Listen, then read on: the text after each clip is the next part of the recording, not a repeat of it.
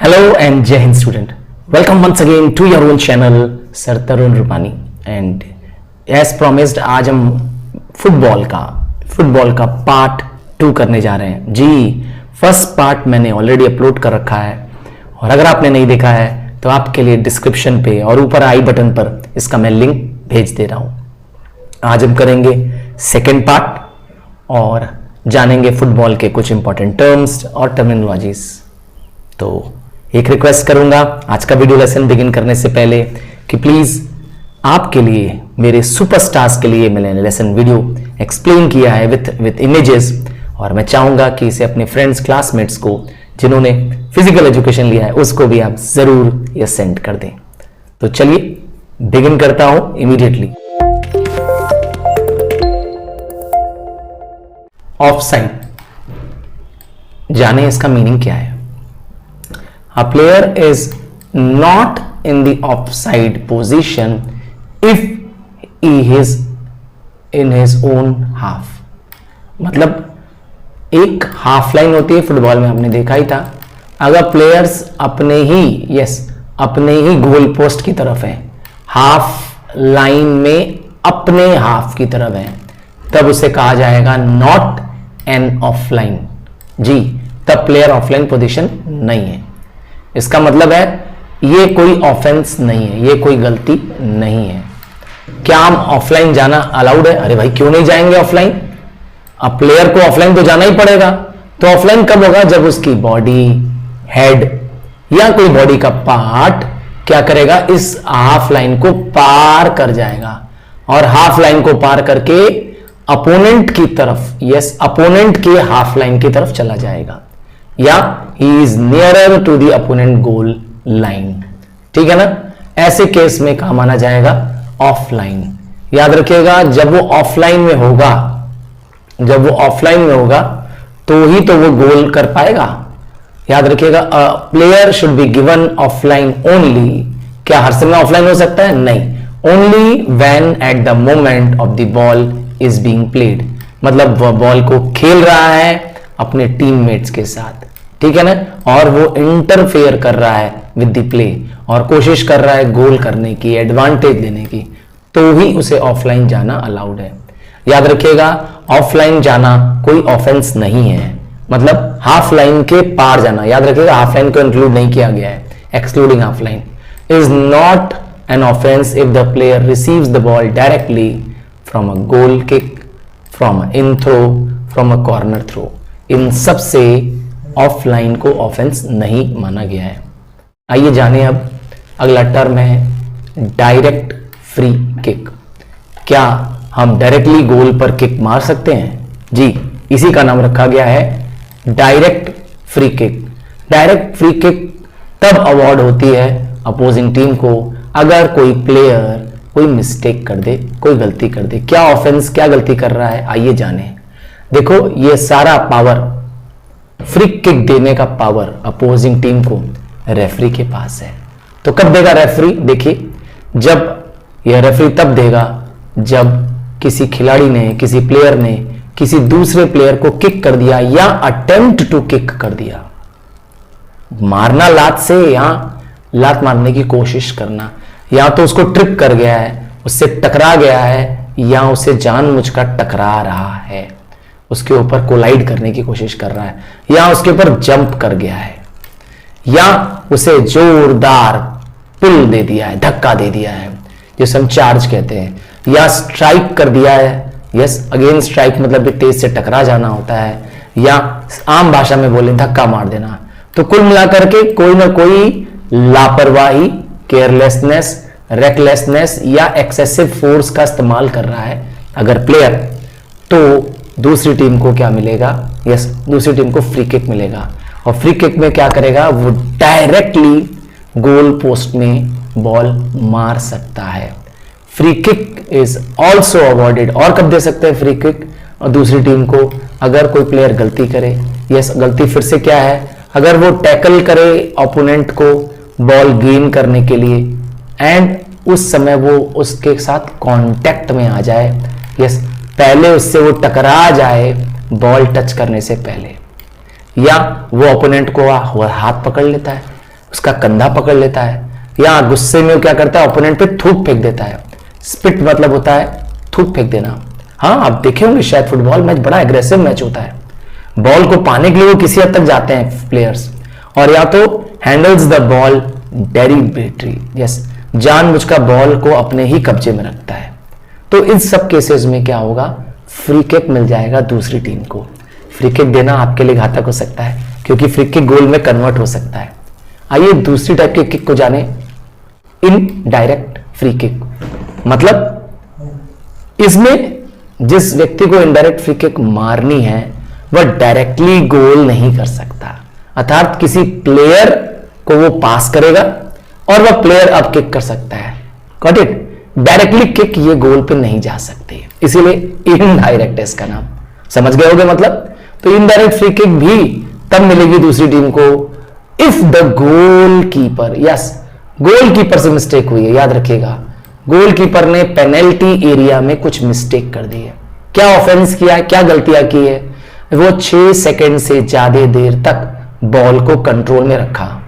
याद रखिएगा, penalty area में, यस, मैं इमेज दिखा देता हूं, पेनल्टी एरिया में गोलकीपर को 6 सेकंड से अधिक बॉल अपने हाथ में नहीं होल्ड करनी है, और अगर उसने बॉल को एक बार टच कर दिया है तो वह दोबारा तुरंत बॉल को टच नहीं कर सकता, तब तक जब तक किसी प्लेयर द्वारा लग करके बॉल वापस ना आ जाए।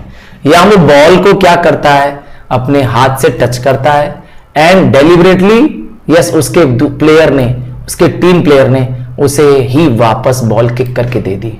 डेलिबरेटली मतलब जानबूझकर, ठीक है ना?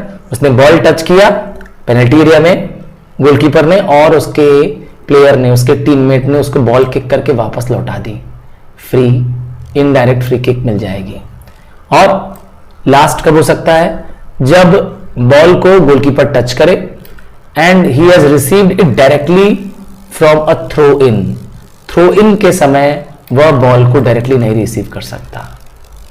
अगर उसकी ही टीम के प्लेयर थ्रो इन कर रहे हैं, थ्रो इन कब करते हैं, जब टच लाइन के बाहर बॉल चली जाती है तो उसको थ्रो इन करना होता है, यहां से या सर के ऊपर से बॉल को क्या करना होता है, ऐसे फेंकना होता है, उसे थ्रो इन कहते हैं।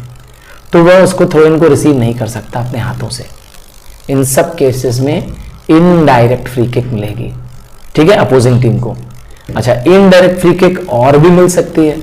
और क्या ऑफेंसेस हैं देखो, अगर किसी प्लेयर ने गलती कर दी, यहां तक तो मैंने जो गलतियां बताई वो गोलकीपर कर रहा था, इनडायरेक्ट फ्री किक प्लेयर की वजह से भी मिल सकती है। कब? जब प्लेयर ने क्या गलती की हो, जब उसको he is playing in a dangerous manner, ऐसे खेल रहा है जिससे किसी को चोट लग सकती है, घायल हो सकता है, या वो रोक रहा है, स्टॉप कर रहा है ना, दूसरे खिलाड़ियों को आगे बढ़ने से, ठीक है, गोल की तरफ बढ़ने से, और या तो वो गोलकीपर को प्रिवेंट कर रहा है from releasing the ball with from his hand, goalkeeper को बॉल हाथ से छोड़ने की अनुमति ही नहीं दे रहा है, ठीक है ना। इन सब केसेस में इनडायरेक्ट फ्री किक मिल जाएगी। चलो एक और टाइप की किक के बारे में जाने, पेनल्टी किक।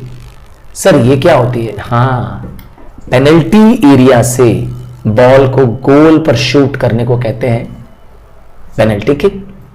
तो पेनल्टी किक कब मिलेगी? Penalty kick is awarded to a team which commits an offense for which a direct kick is awarded।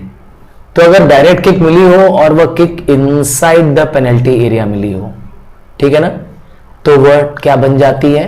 Penalty kick बन जाती है। पेनल्टी एरिया में अगर कोई गलती हुई थी तो मिली थी डायरेक्ट किक, और डायरेक्ट किक बन जाती है पेनल्टी किक, ठीक है। एंड तब भी मिल सकती है जब बॉल क्या हो, इन प्ले हो, मतलब आपको direct kick while the ball is in play है तब मिलेगी। अच्छा, the ball is placed in a penalty mark. इस समय एक पेनल्टी मार्क होता है, इस पेनल्टी मार्क पे बॉल को रखना होता है, और जो डिफेंडिंग गोलकीपर होता है वो उसको गोल बचाना होता है, उसको किकर को फेस करते हुए, हाँ, जो बॉल किक करेगा, पेनल्टी बॉल किक करेगा, उसको बॉल को गोल में रोकने से बचाता है। याद रखिएगा, कोई भी और प्लेयर इस किकर के अलावा और गोलकीपर के अलावा कोई भी क्या होगा, player inside the playing field yes हो सकता है, बट हमेशा पेनल्टी एरिया के बाहर होगा। मतलब all other players will be away from the penalty area. ठीक है, पेनल्टी मार्क से कम 10 यार्ड की दूरी पे होंगे बाकी सारे खिलाड़ी। ध्यान रखेंगे इस बात का।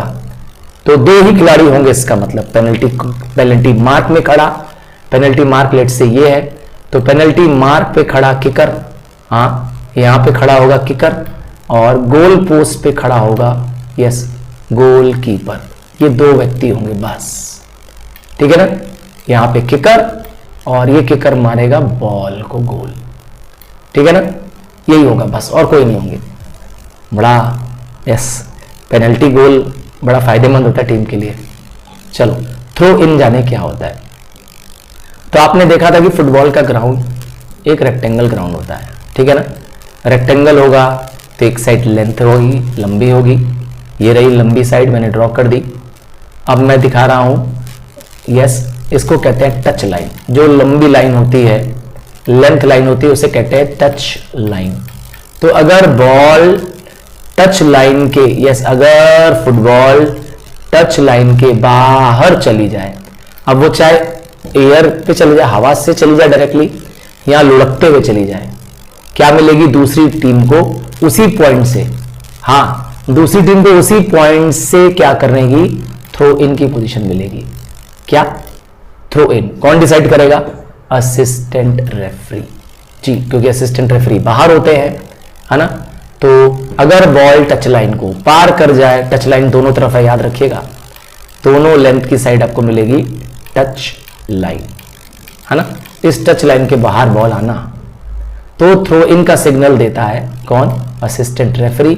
और थ्रो इन करते समय जो प्लेयर अपोजिट टीम का होगा वो बॉल को अंदर फेंकेगा। ठीक है ना, बॉल को अंदर फेंकेगा और बॉल को फेंकते समय अपने हाथों का इस्तेमाल करेगा।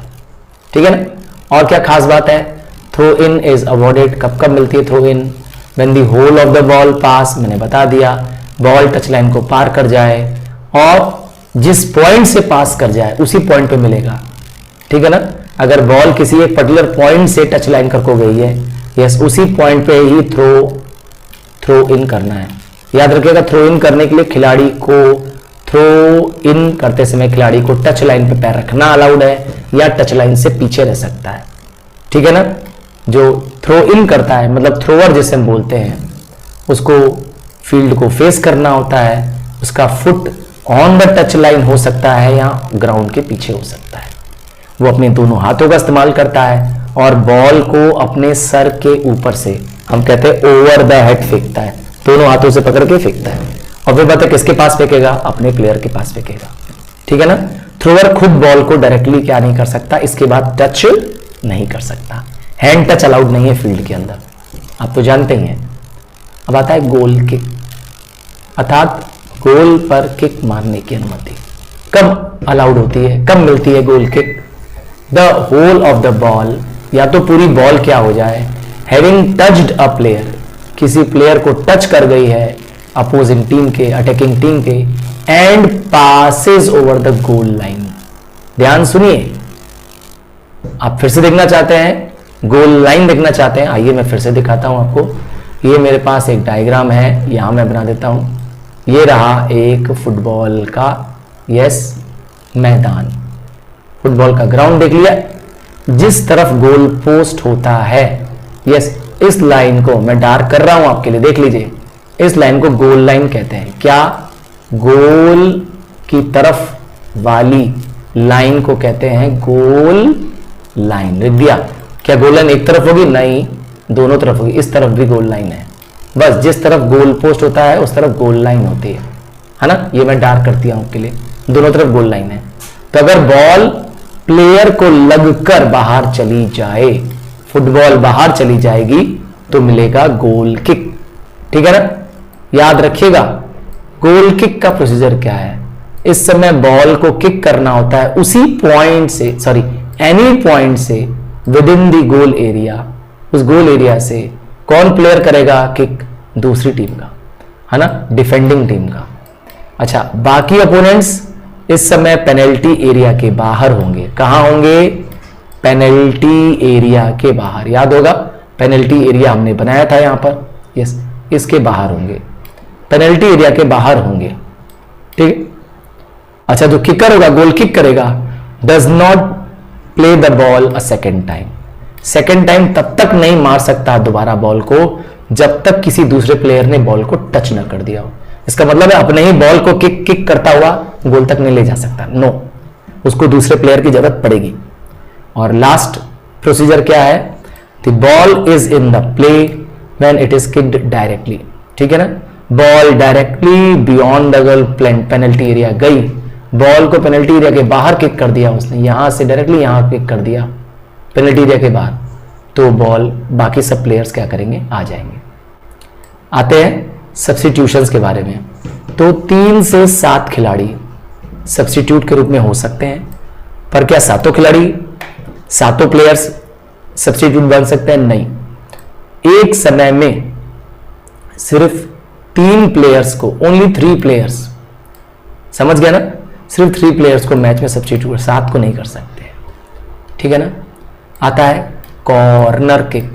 देखो नाम से ही लिखा है, यह किक आपको, यस, किक आपको कॉर्नर पे मिलती है। यहां पे कॉर्नर होता है किक, यहां पे कॉर्नर एरिया होता है जी, आपको ध्यान भी होगा यहां पे कॉर्नर फ्लैग भी होता था, है ना, कॉर्नर पे फ्लैग्स होते हैं ना, यहीं से कॉर्नर किक मिलती है, फ्लैग हटाना नहीं होता, डोंट वरी। तो कॉर्नर किक कब मिलती है, आइए जाने। जब या तो ball having touch the player, किसी प्लेयर को बॉल टच करते हुए पास ओवर द गोल लाइन चले जाए, चाहे वो ग्राउंड से होती हुई जाए चाहे एयर में चली जाए, और गोल इस समय स्कोर ना हुआ हो, ठीक है ना। अब इसका प्रोसीजर भी क्या है, इसमें बॉल को इनसाइड द कॉर्नर आर्क रखते हैं, मैंने डायग्राम में दिखा दिया, कॉर्नर आर्क, ये रहा कॉर्नर पे, ये सिर्फ बहुत छोटा सा एरिया है, कॉर्नर आर्क फ्लैग पोस्ट के पास, यहां पे बॉल को रखते हैं और फ्लैग पोस्ट को हटाना नहीं है, याद रखिएगा।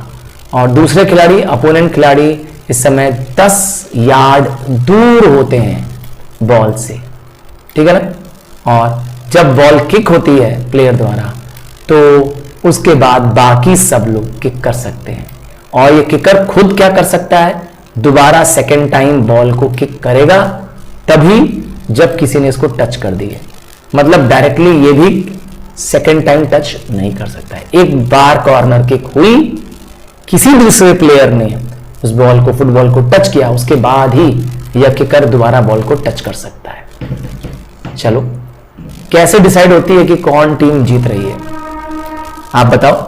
हाँ, आज का मेरा क्वेश्चन आपके लिए यही है, how it is decided which team is winner in a football.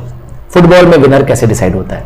अरे सर बहुत आसान है, बहुत आसान है, तो जवाब देख के दिखाओ मुझे। यस, मुझे वेट रहेगा मेरे सारे सुपरस्टार्स का। यस, कमेंट बॉक्स में जवाब लिख के दिखाओ, which, how a team yes is decided is a winner football में। तो चलो मैं मानता हूं कि दोनों टीम नहीं जीतती है, दोनों टीम के या तो इक्वल गोल होते हैं या गोल नहीं होते हैं, तो उनको या तो 15 मिनट का एक्स्ट्रा टाइम मिलता है, 15 मिनट का, या तो उनको पेनल्टी किक का, पेनल्टी किक करने का, यस, इसको पेनल्टी शूट कहते हैं, या परमिशन मिलता है। चलो मान लेते हैं कि एक्स्ट्रा टाइम मिला और उसके बाद भी नॉर्मल टाइम के, जो कि 90 मिनट होता है, के बाद भी दोनों टीम क्या कर पाई, या तो गोल नहीं कर पाई या दोनों का गोल इक्वल हो गया, तो क्या होगा? तब मैंने कहा गेम का विनर डिसाइड होगा पेनल्टी किक से, रेफरी ही यह डिसाइड करता है, याद रखिएगा। आइए जाने कि अब प्लेयर्स क्या क्या इक्विपमेंट्स धारण कर सकते हैं, क्या क्या पहन सकते हैं। हाँ, जैसे बैट बॉल में बैट बॉल, है ना, पैड पहनना है, ग्लव्स पहनना, हेलमेट पहनना, उस तरह से इसमें क्या क्या अलाउड है। एक प्लेयर को शर्ट, सॉक्स, शॉर्ट्स, हाँ पैंट में नहीं खेल सकते, शिन पैड, हाँ मैं दिखा दे रहा हूं शिन पैड, फुटबॉल बूट्स, ये पहनना कंपलसरी है। तो गोलकीपर के लिए थोड़ा सा सावधानी ज़्यादा है, क्योंकि इसको गोल को रोकना है, तो वो हाथ में ग्लव्स भी पहनता है और वह एक जर्सी पहनता है। हाँ, ये जर्सी उसे डिस्टिंग्विश करती है, औरों से अलग करती है। याद रखिएगा ये कंपलसरी इक्विपमेंट्स है। आजकल हेड गियर भी परमिटेड हो गया। Head gear is permitted yes if it is does not present a threat to the other player, ठीक है ना। Head caps, yes head caps भी आजकल एसेंशियल हो गए हैं, ठीक है। आजकल खिलाड़ी हेड काव्स कर पहन रहे हैं। चलो,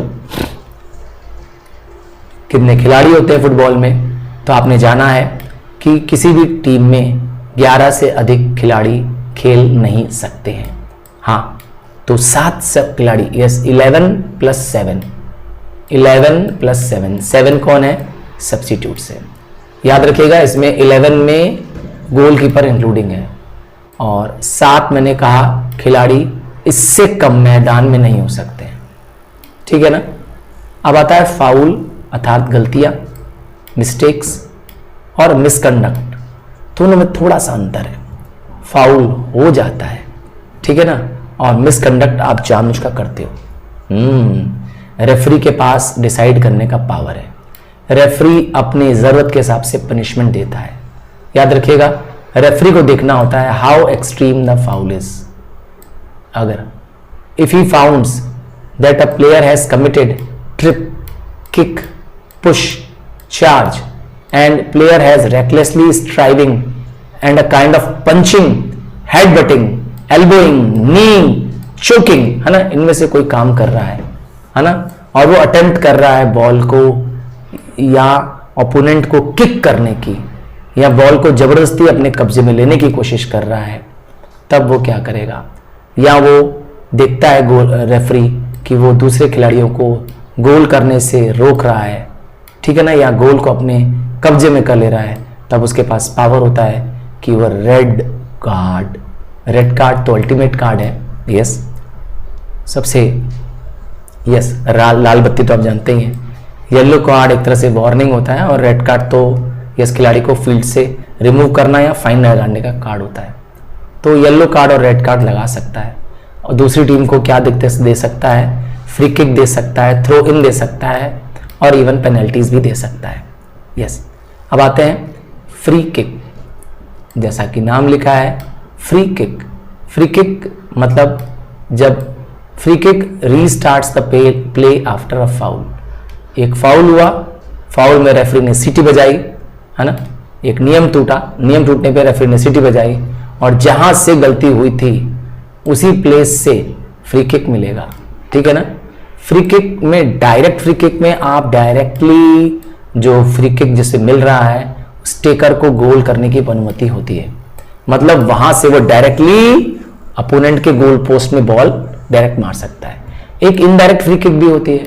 इसमें जिसको इनडायरेक्ट फ्री किक मिली है, जिसको हम टेकर बोलते हैं, जिस खिलाड़ी को मिली है, वह डायरेक्ट गोल पोस्ट पे गोल नहीं मार सकता, गोल नहीं माना जाएगा। इसके लिए गोल को उसको किसी सेकंड प्लेयर को पास करना ही होगा और उसके बाद वो गोल पे यस कर सकता है, तभी गोल स्कोर माना जाएगा। आइए, क्या रूल्स हैं इस फ्री किक के, ठीक है ना।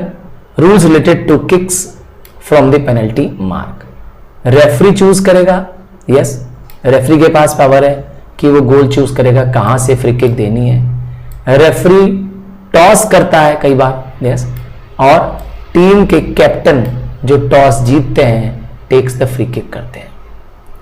फ्री किक टॉस पे बेसिस पे भी होती है, याद रखिएगा। और जब फ्री किक मिलती है तो रेफरी उसका रिकॉर्ड मेंटेन करता है कितनी किक्स किस टीम को मिल रही है। याद रखिएगा, free kicks at a time 5-5 मिलती है। क्या सर 5 ही मिलती है, उसके बाद नहीं मिल सकती है? नहीं, और मिल सकती है, पर मैंने कहा 5-5 फ्री किक्स मिलती हैं। किक्स एक समय में एक टीम को मिलती है। जब एक टीम ने, टीम ए को फ्री किक मिल गई तो अगली फ्री किक किसको मिलेगी? सही सुना, टीम बी को। अगर दोनों ही टीम ने 5-5 फ्री किक ले लिया है और एक टीम ने ज्यादा गोल कर दिया है, टीम ए का स्कोर है 3 गोल्स, टीम बी का स्कोर है 0, ठीक, दोनों का मैंने स्कोर कार्ड बना दिया तो साफ साफ दिख रहा है टीम ए जीत रही है। तब अदर टीम को उसने 5 किक ले लिए हैं, yes, no more kicks are taken, और किक्स नहीं मिलेगी। चलिए कुछ और नियम भी हैं, एक दो नियम और समझा देते हैं। याद रखिएगा, if both the teams have taken 5 kicks, both have scored same goals, या दोनों ने गोल्स ही नहीं किए हैं, तो किक मिलती रहेगी, उसी ऑर्डर में मिलती रहेगी। मतलब दोनों को इक्वल नंबर ऑफ किक्स दी जाएंगी, सेम नंबर ऑफ किक्स दी जाएंगी, ठीक है ना। चलिए फ्री किक के ऐसे कुछ ओपन छोटे छोटे रूल्स थे। आइए कुछ और फंडामेंटल स्किल्स और टेक्निक्स के बारे में जाने। देखिए, एक सच्चा फुटबॉल प्लेयर इन टेक्निक्स का, इन स्किल्स का यूज करता है। पासिंग तो फुटबॉल का जान माना गया है। फुटबॉल में बिना पास किए तो मुझे लगता है गोल ही संभव नहीं है। पासिंग को सबसे बेसिक, पासिंग मतलब आपके पास बॉल आई है, आप अपने प्लेयर को बॉल क्या करिए, किक करके पास कर दीजिए। याद रखिएगा, हाथ अलाउड नहीं है। तो passing is the fundamental skill, सबसे बेसिक स्किल है, because capacity as well as ability of the team passing पे डिपेंड करती है। गोल करना आपकी पासिंग एबिलिटी पे डिपेंड करता है। आपकी टीम कितना अच्छा पास करती है अपने प्लेयर्स को, उतना सफल आपकी टीम होगी गोल करने में। पास दो टाइप के होते हैं, नाम से ही पता चल रहा है। शॉर्ट पास मतलब आपने अपने टीममेट को जो आपके बहुत नजदीक है, जो कि आपके बहुत क्लोज है, उसको पास दे दिया है, नाम हो गया शॉर्ट पास। ज्यादातर ऐसा तब करते हैं जब आप देखते हैं कि कोई दूसरी टीम का खिलाड़ी तेजी से तरफ आपकी तरफ चार्ज करता हुआ आ रहा है, तो इससे पहले कि वो आपसे बॉल छीन ले, आप अपने प्लेयर को पास कर दो। लॉन्ग पास, हाँ, लॉन्ग पास मतलब जिसमें बहुत समय लगता है और आपका ही कोई दूसरा प्लेयर, आपकी टीम का दूसरा प्लेयर कहीं फील्ड में दूर है, आप लंबी दूरी तक क्या करते हो, बॉल उस तक पास भेज देते हो। याद रखिएगा, बहुत ही सावधानी से पास भेजिएगा, क्योंकि इसी दौरान बॉल ओपोनेंट के दूसरी टीम के खिलाड़ियों के भी कब्जे में जा सकती है। तो लॉन्ग पास बहुत संभल के देना चाहिए। आइए ट्रैपिंग जाने। ये टेक्निक फुटबॉल की बहुत ही इंपॉर्टेंट टेक्निक है। ट्रैप करना, बॉल को अपने कब्जे में लेना, कंट्रोल लेना, मतलब बॉल को अपने काबू में रखना। बिफोर स्टार्टिंग अ मूव, इससे पहले कि आप गोल पोस्ट की तरफ बढ़े, पहले बॉल को अपने कंट्रोल में करिए, ठीक है ना। एक प्रॉपर हिट या किक मारने से पहले भी पहले आपको बॉल को रिसीव, स्टॉप और कंट्रोल, ठीक से सुनिए, बॉल को पहले रिसीव, स्टॉप और कंट्रोल करना पड़ता है। इस पूरे प्रोसेस का नाम रखा गया है ट्रैपिंग। ट्रैपिंग एक बहुत ही एसेंशियल एंड कॉमन स्किल है। मुझे लगता है पासिंग के बाद दूसरा सबसे कॉमन स्किल है ट्रैपिंग। फुटबॉल में ट्रैपिंग नहीं आता मतलब समझ लो फुटबॉल नहीं आता। इन स्टेप ट्रैपिंग, जब आप बॉडी को बैलेंस करते हुए बॉल को हल्के हाथों, हल्के पैरों से, हाथ बोल दिया मैंने, फुट जो आपका स्ट्रैपिंग फुट होता है उसको हल्का सा रेज करते हुए बॉल को अपने कमांड में ले लेते हो। बॉल को अपने कमांड में, कंट्रोल में ले लेते हो ग्राउंड के टच करते हुए। और इसी तरह से होता है आउट स्टेप ट्रैपिंग। इसमें इन स्टेप की तरह ही ध्यान देते हैं, बस इतना ध्यान देते हैं कि it should be done with a turn off the foot. एक पैर दूसरे पैर को बॉल पास करता है। हाँ, आपका ही एक पैर दूसरे पैर को बॉल पास कर देता है और उसके पैरों के नीचे बॉल आ जाती है। नाम हो जाता है out step trapping. Thigh strapping, ball को कंट्रोल करते समय आप थाई से, थाई जांग होती है आप जानते ही हैं, पैरों के ऊपर होती है। कई बार क्या होता है, बॉल को इससे स्ट्राइक करना पड़ता है, थाई से स्ट्राइक करके धीरे करना पड़ता है और फिर उसका इंपैक्ट धीरे करने के बाद अपने बॉल पर अपना काबू कर लेना होता है। तो एक तरह से बॉल को कंट्रोलिंग है, ठीक है ना, नाम है ट्रैपिंग। चेस्ट ट्रैपिंग, बॉल अपने सीने पे ले लेना। खिलाड़ी क्या करता है, जब बॉल तेजी से ऊपर से आ रही होती है तो उसको अपने छाती पर क्या करता है, रिसीव कर लेता है। बॉल लगती है, वो ऐसे रिसीव करता है कि बॉल हल्का सा टकराए और ज्यादा दूर ना जाए, नहीं तो दूसरे खिलाड़ी की तरफ चली जाएगी ना और उसी के पास जाके गिर जाए। नाम है चेस्ट ट्रैपिंग। समझ गया ना। चेस्ट पर प्लेयर क्या करता है, झुकता है, अपने चेस्ट पर बॉल को रिसीव करता है, अपने छाती पे बॉल को रिसीव करता है। ध्यान दीजिएगा, चेस्ट ट्रैपिंग भी बॉल को स्लो डाउन कर देती है, धीरे कर देती है। और उसी तरह से हेड ट्रैपिंग भी होता है। हर बार ट्रैपिंग में क्या करना है, बॉल को आपसे दूर नहीं जाने देना है, बॉल को आप अपने काबू में रखना चाहते हो, ठीक है ना। बॉल अगर ऊंचे हवा से आ रही है तो आपको अपने गर्दन को स्टिफ रखते हुए बॉल को हल्का सा हेड से टकरा करके अपने पास ही बाउंस करने देना है, ताकि आप उस पर कंट्रोल कर सकें। हेड से, देखो नाम से समझ जाओ सारा, हेड से ट्रैप करना, हेड से बॉल को कवर, हेड से क्या करना है, गोल नहीं मारना है, हेड से दूर नहीं मारना है, हेडर नहीं करना है, हेड से अपने पास ही बॉल को लाना है, नाम है हेड ट्रैपिंग। आइए अगली स्किल के बारे में जाने, ड्रिबलिंग। जी ड्रिबलिंग, ये भी एक बहुत ही एसेंशियल स्किल है। याद रखिएगा, कोई भी प्लेयर जब वो हल्के हल्के स्ट्रोक से, पैर से बॉल को डायरेक्ट करता है और गोल की तरफ ले जाता है, धीरे धीरे, आपने अक्सर देखा होगा एक खिलाड़ी ड्रिबलिंग करता हुआ धीरे धीरे, है ना। ड्रिबलिंग के समय वो इनसाइड या आउटसाइड ऑफ द फीट से बॉल को कंट्रोल करता रहता है। क्या करता है, एक पैर से फुटबॉल को आगे, पैर को चेंज करना दूसरे पैर के, और वह कोशिश करता है कि बॉल धीरे धीरे गोल की तरफ बढ़ती रहे। आप ड्रिबलिंग नहीं करेंगे तो बॉल को गोल तक कैसे पहुंचाएंगे, है ना। हाँ, अगर कोई दूसरा खिलाड़ी आपके नजदीक आ रहा है तो आप बॉल को पास कर दीजिए, ठीक है ना। याद रखिएगा, ड्रिबलिंग में हार्ड स्ट्रोक नहीं यूज करता है, बस वो दूसरे खिलाड़ियों को चकमा देता रहता है, ठीक है ना, उसको बॉल को कंट्रोल नहीं करने देता है। आइए हेडिंग की बात करें। नाम में देखो सारा बात लिखा है, हेडिंग भी एक अच्छी स्किल है। क्या स्किल में होता है इसमें, to head a ball accurately. अपने हेड से क्या करना, एयर से जब बॉल आ रही हो, एक प्लेयर जज कर लेता है, बॉल की रफ्तार जज कर लेता है और ठीक प्रॉपर टाइम पे वह जंप करता है बॉल के ठीक नीचे। याद रखिएगा, जंप करते समय बॉल प्लेयर के सर से टकराती है। याद रखिएगा, बेंड नहीं करना चाहिए हेड, बल्कि आपकी बॉडी उस दिशा में बेंड करनी चाहिए जिस दिशा में आपको बॉल ले जानी है। आपको अपने जिस प्लेयर की तरफ या गोल की तरफ बॉल ले जानी है, उस तरफ आपको अपना हेड बेंड करना होता है। आप अपना हेड वहां पे बेंड कर देते हैं, ठीक है ना। याद रखिएगा, गर्दन को बहुत स्टिफ रखना है, हार्ड रखना है। अगर आपने सही से हेडिंग नहीं की, सही से हेड बॉल नहीं मारी, तो आपकी नेक इंजरी हो सकती है। इसीलिए हेडिंग करने से पहले आपको इस स्किल पे मास्टरी हासिल करनी पड़ेगी। थोड़ा करेज की, थोड़ा प्रैक्टिस की जरूरत है हेडिंग करने से पहले। हाँ, हेडिंग एक बहुत ही अच्छा स्किल है, कैपेबल स्किल है। अब आता है टैकलिंग, टैकल करना। हाँ, टैकल मतलब ऐसा प्रयास करना कि बॉल जो दूसरे खिलाड़ी के हाथ में है वो आपके कंट्रोल में आ जाए। बहुत ही मुश्किल कला है।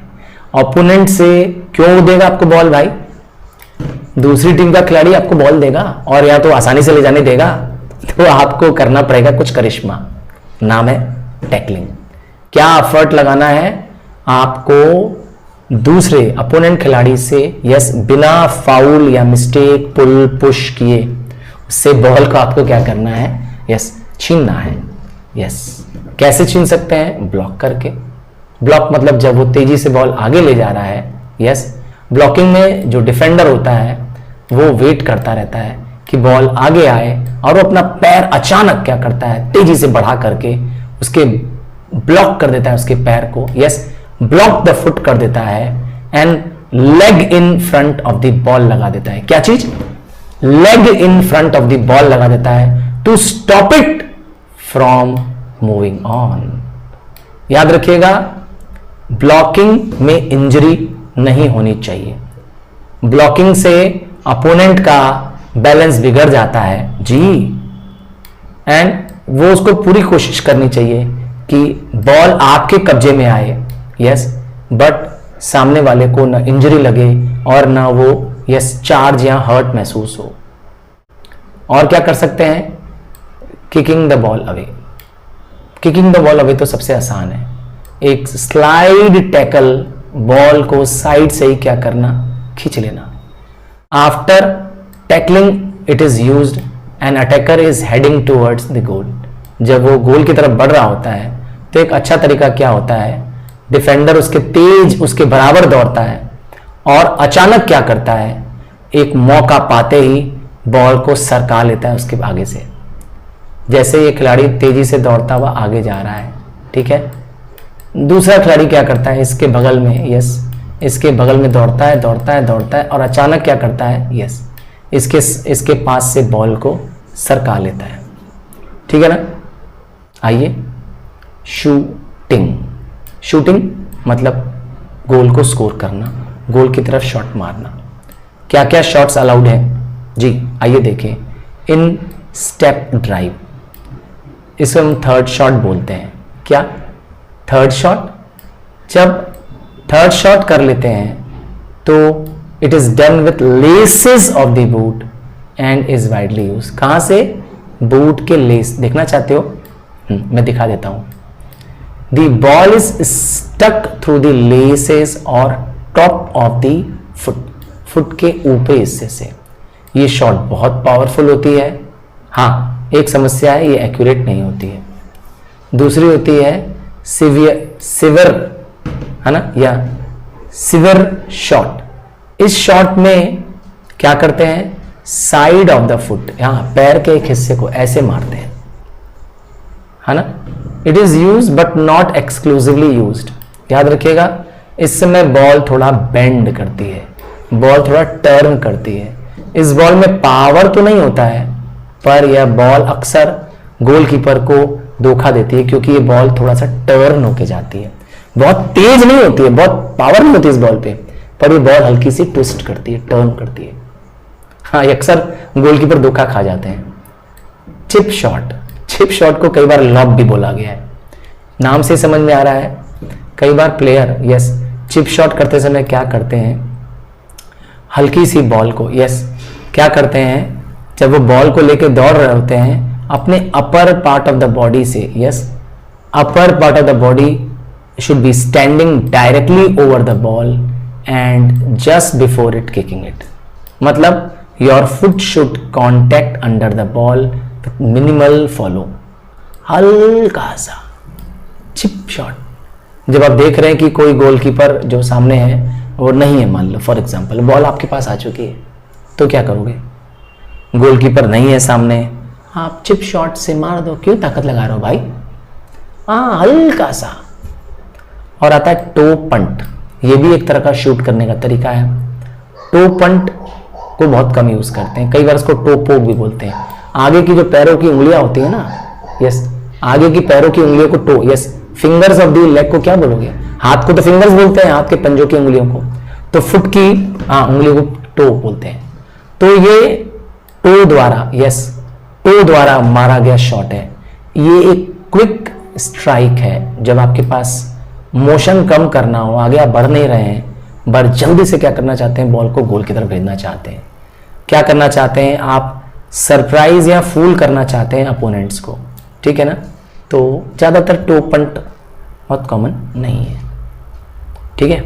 टो पंट कर सकता है फूल करने के लिए, सरप्राइज करने के लिए। हाँ, रिसीविंग, अगला टॉपिक, रिसीविंग। जब बॉल ग्राउंड पर है and is different than receiving ball in the air. तो एक तो बॉल जब नीचे ही ग्राउंड पर है और एक बॉल जब हवा में है। दो तरह से बॉल को रिसीविंग करना है। When you receive a ball on the ground, तो ज़्यादातर आपको बॉल पे नज़र रखनी है। आपका फुट क्या करता है, उस बॉल को रिसीव करता है जब ऑन द ग्राउंड होती है, ठीक है ना। बॉल को आपको क्या करना है, ऑन द ग्राउंड रिसीविंग करना है, ठीक है ना। अच्छा, बॉल को आपको क्या करना है, स्टॉप नहीं करना होता है, बल्कि चलती हुई बॉल को कब्जे में लेना होता है। इस समय आप इसको शूट, ड्रिबल, पास कर सकते हैं। जब बॉल एयर में हो तब क्या होगा? जब बॉल फ्लाइट पे हो, एयर पे हो, तब आपको कंट्रोल करने के लिए हेड, चेस्ट, थाई का, यस, ट्रैप करना पड़ता है, ठीक है ना। आपको बॉल को अपनी बॉडी से टकरा करके धीरे करना होता है। बॉल को कुशन करना होता है अपनी बॉडी से। कुशन मतलब होता है सॉफ्टली टकरा करके वहीं पास में गिरने देना होता है। जब बॉल आपके पास आ जाती है, धीरे हो जाती है, फिर आप जैसा चाहो वैसा कर सकते हो। अब तो बताने की जरूरत ही नहीं है गोल कीपिंग क्या होती है।